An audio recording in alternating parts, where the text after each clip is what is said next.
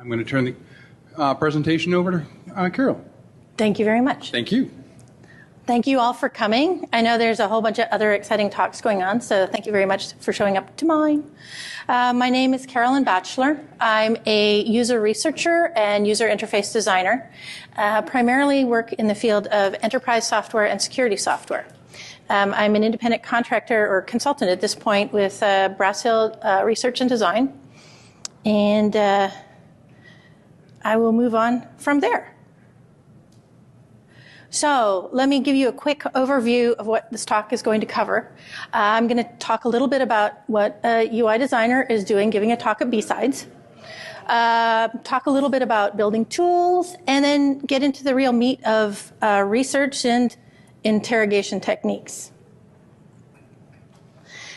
So what led me here? Okay, story time. Let me tell you what design is in an enterprise software environment. So we start with research. We'll go out, we do some research, we try to understand what our users are doing, what their goals are.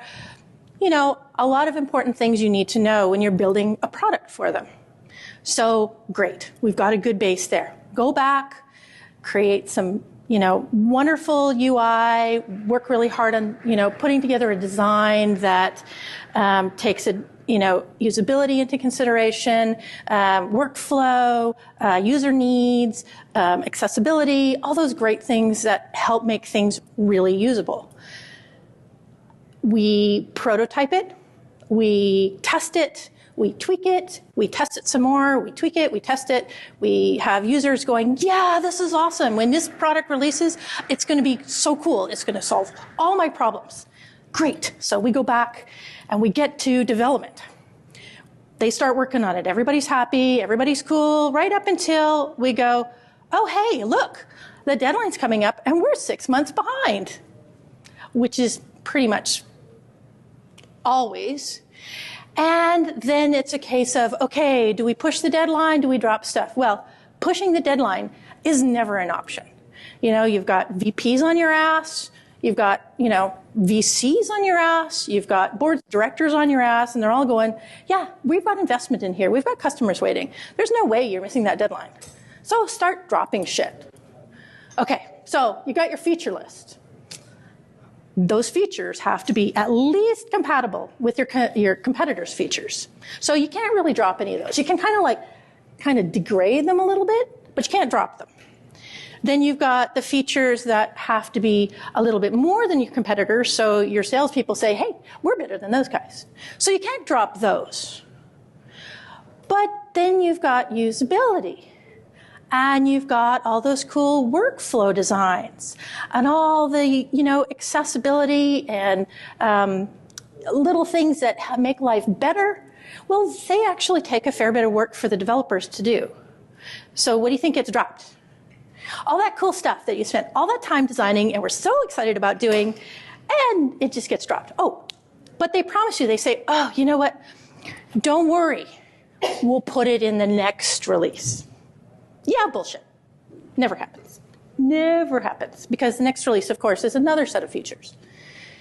So, instead of when the product gets released, instead of being able to go, yay, I'm part of this amazing product and people are going to love it and, I'm going to be a star and on the wall of fame. It's actually, God, I hope nobody actually knows I actually was part of this product and, wall of shame, the whole 9 yards. So it happens. It happens over and over and over again, and it gets a little discouraging sometimes. So what I really want to do is find a way to get that cool stuff out to the people that need to use it, like the analysts, the end users, the ones that are getting ripped off. So I thought, well, shit, why don't I just take it to them? So, and I don't mean go out and do the design for them, but go out and teach some of the methods, some of the techniques, some of the tricks that I've learned over lots of years doing this, and teach it to those people. find a way to incorporate it into those in-house tools that everybody builds, because in-house tools are there to compensate for all the crap that the product people didn't do. Bringing all that data together, doing the integrations that the products won't do because they don't play well together. So basically just helping people make those in-house tools, take them to the next level. So what I'm going to talk about today is one of those tools, which is upfront research. Now, that sounds like it could be like really time-consuming and like extensive, but the fact is it's not. It can be. But you can get the biggest bang for a buck in actually a fairly short set of questions, working with the people that want the tools, or even working with yourself because you want the tool. So to give you some background, let's think about when you're building a tool for yourself, there's a number of questions you can ask yourself, and if you answer yes to any of these, then these are cases where doing some upfront research is actually going to help you answer these questions, and you'll get a lot more out of what you create. Do you want to share it? You can build a tool for yourself. But if you want to share it with somebody, there's a little more going on. There's a little more overhead required to actually share a tool. Should I maintain it? Okay, so I've got a tool. Things change. This might be a tool that, it's going to be good for a month, and then maybe something changes that makes that tool not useful anymore. Or maybe, I don't know, there's all kinds of reasons to maintain something. And if you want to maintain it, that's something, again, to think about. Is it going to be useful to others? This is different than sharing it. The question is, would other people actually want to use this tool that you're making? And if they do, are they going to use it exactly the same way you would use it? Or can you maybe modify or add a few things that would make it more useful to a broader number of people? How many versions of this tool are there out there?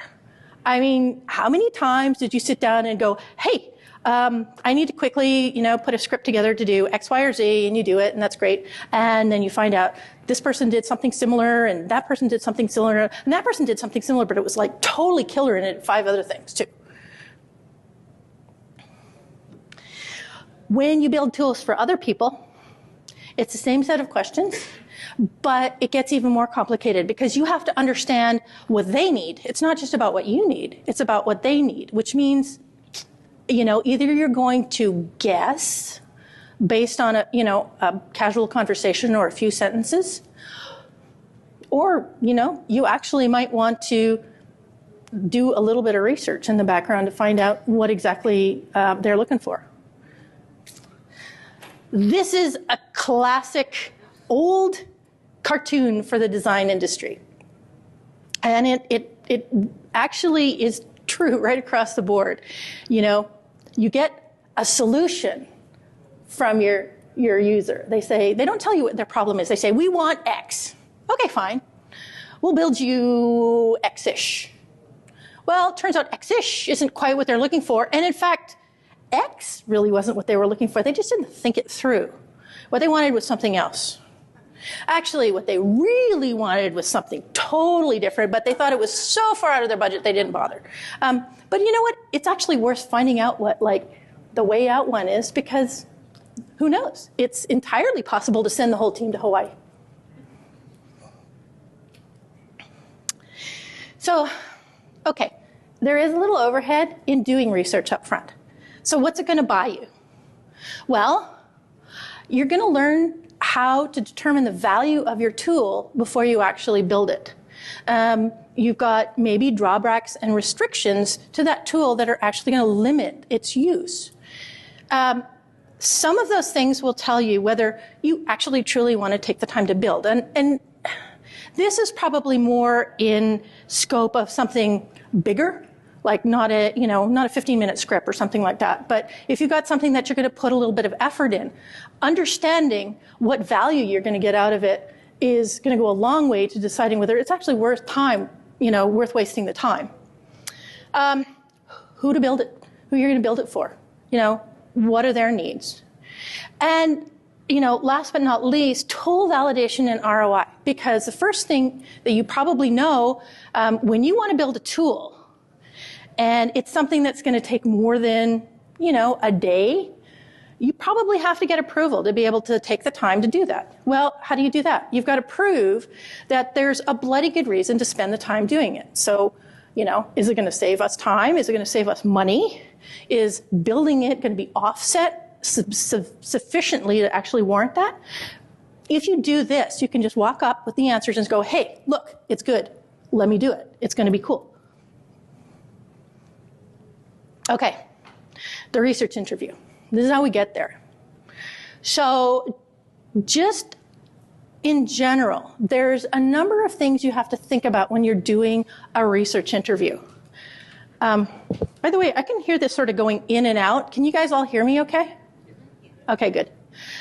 Okay, so an interview, it's not a conversation, although you do want to have a comfortable rapport with the person you're talking to. So it's structured. It's a set of questions. You want to keep the comfort level there so they're not just giving you like yes, no answers, which are completely useless. You want to kind of engage them.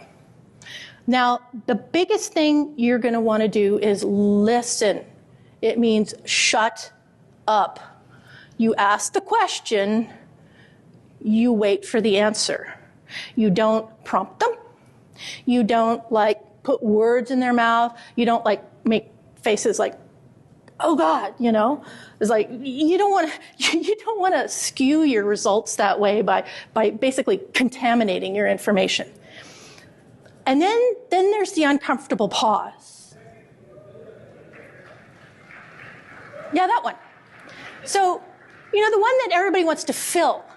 So don't fill it. Don't fill it. If there's the uncomfortable pause, bite your tongue, put your hands down. Don't say anything, because the person you're talking to, if you don't fill it, they will fill it. And they will fill it with something that they actually had a few minutes to think about. And it will be better information. It will be richer information. So I'm going to whip through the list of questions in the questionnaire super fast, because there's no way in hell I can get through all of these in the time I've got allotted. And then what we're going to do is we're going to walk through a few and do kind of a little mock interrogation interview. Okay, what are you trying to do? So this one gets to what the goal of the person is trying to do with the task that you're dealing with right now. What is the problem or pain point with your current method? This is about where the blood is. Okay, where are you bleeding? Walk through the steps of the task for me. Describe in detail where the problems are. It's like, okay, you're bleeding. Where are the blood drops? Show me. How do you manage this problem? Bleach. I use bleach. What's your idea or solution? Okay, they may not have an idea or solution, but that's okay, because there's some brainstorming that can come in here. It's, that's all good. Can you think of other ways to solve this problem? This is actually a really fun one, because you can bring people in from other domains to kind of brainstorm it, because, two people may not have the answer, but you bring in people that know the area. You may come up with the trip to Hawaii. Who knows? What would be the impact of your solution to you and to others? Okay, this is the money one. This is the ROI. This is the one where you figure out, okay, it took us this long, and now it's only going to take us this long. It costs this much money, and now it's only going to cost this much money, and it only costs this much money to build it. And in 4 months, we're actually all in the clear. Are there any internal or external constraints you need to keep in mind? And this is actually an interesting one. This is more to do with being able to use it across multiple people. Location issues, permission issues, licensing issues, all kinds of stuff that can impact on how people can use a tool. And how would you measure the success of the solution? Okay, this is the one, it's metrics, but it's the way you prove to management that you've got the ROI thing nailed. So the next time you try to run this thing and get permission, if you've actually come through and your metrics actually are bang on and they reflect your initial guess, man, it's going to be so much easier. You'll have cred. Okay, so what I'm going to do here is I'm going to start going through these questions and until he waves about the 15-minute one, and then we'll break over to the next part. So what I'm going to do is start through the questions. I'm going to give you an example of this first one. So I'm basically going to give you an example goal and some example background. And then I'm going to ask you guys to do some role playing, because I'm going to get feedback from you for the rest of the questions, and we're going to run kind of a mock interview sort of thing. So our goal. You've got somebody who's regularly sending packages and letters through the mail for work. And by the way, I picked a generic kind of topic here rather than, going into something technical or InfoSec, just so that, we could actually get to a point where everybody can play along. So you're sending these packages and letters through the mail for work. Great. But you've got a bunch of restrictions. You have to use, USPS. Your packages are all kinds of sizes and shapes and weights. You have to track them with a return receipt. You can't use in-house metering and weighing systems because they are billed to a different department and you don't have access to it and you don't have your own metering machine. So somebody has to truck to the post office every day and pay out of pocket because you don't have a corporate card. And they have to do this about 4 times a week. Well, every day, 4 times a week. And it takes up over an hour of their time each time. So this is kind of our ground truth here. So my next question is, and this is for you guys, if you were this person, put yourself in this person's shoes, this poor, sod who has to do the mail. What is their biggest problem or pain point with the current method? Okay, anybody? I'm going to go back to show you guys the screen. Travel time? Okay, that's a good one. And by travel time, do you mean between work and the post office, or do you mean the time that it takes to actually perform the whole task? The time it takes to do the whole task and the impacts they did on their. Okay, great, thank you. And the point there is I don't take his first response as kind of like the bare thing that I write down. It's like, I want to find out exactly what he means by that. And as you can see, it was actually not just the travel time, it was the whole thing.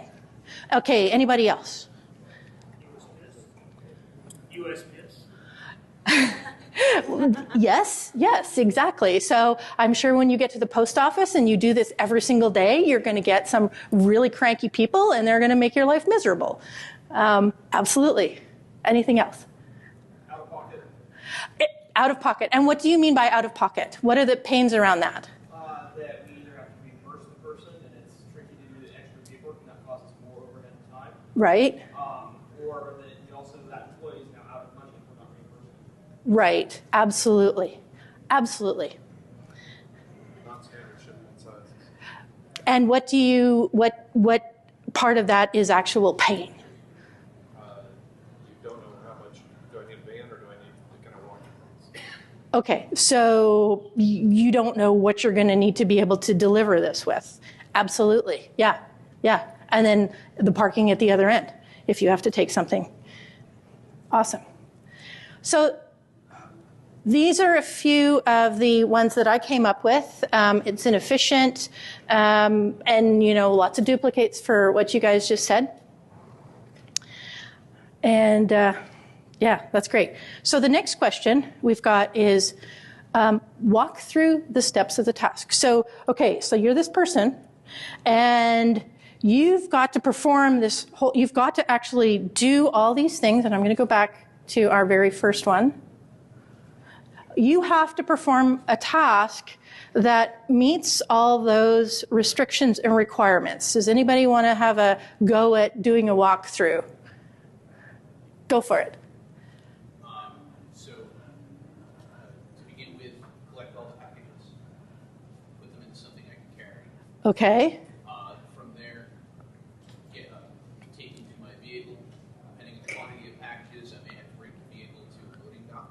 Okay.